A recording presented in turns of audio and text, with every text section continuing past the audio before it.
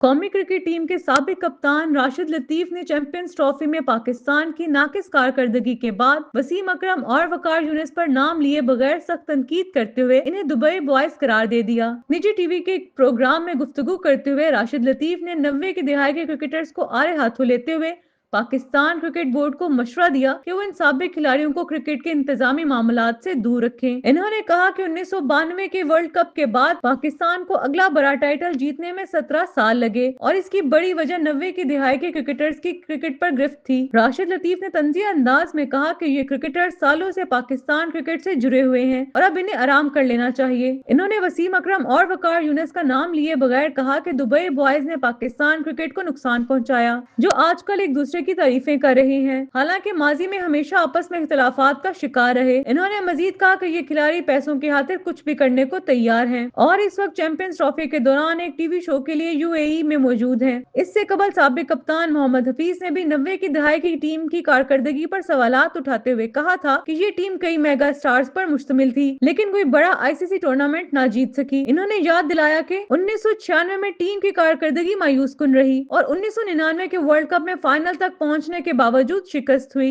जबकि 2003 के world cup में टीम पहले ही राउंड में बाहर हो गई। मोहम्मद हफीज ने शोएब अख्तर से सवाल किया कि हमारे नौजवान क्रिकेटर्स को 90 की दिहाई के क्रिकेटर्स ने कौन सा बड़ा टूर्नामेंट जितवा कर दिया। वो मेगा स्टार जरूर थे मगर पाकिस्तान को कोई बड़ा एजाज ना दिला सके।